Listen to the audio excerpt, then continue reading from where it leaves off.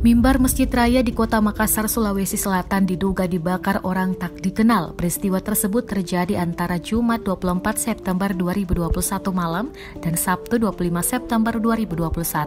Hanya sebagian dari mimbar yang terbakar. Saat ini, polisi telah mendatangi TKP untuk mengidentifikasi. Assalamualaikum warahmatullahi wabarakatuh. Saya di Masjid Raya, TKP pembakaran mimbar.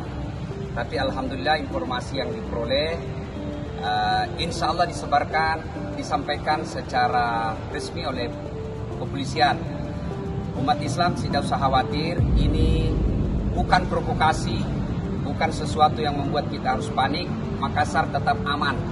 Ternyata tidak ada masalah, cuma ada kekeliruan yang kira-kira Pak Kapolrestabes bisa jelaskan. Ya. Terima kasih.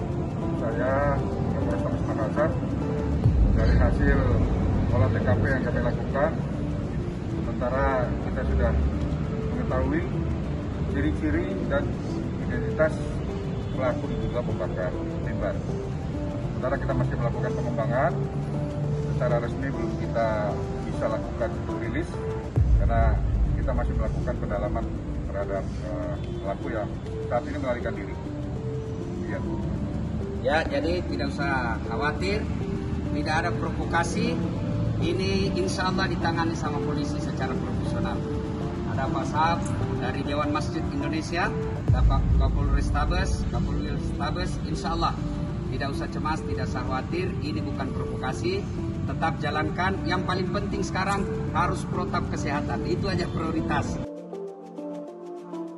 Kapolrestabes Makassar, Kombes Pol Widnu Urip Laksana mengatakan pihaknya telah mengantongi ciri-ciri pelaku. Widnu telah mendatangi langsung TKP.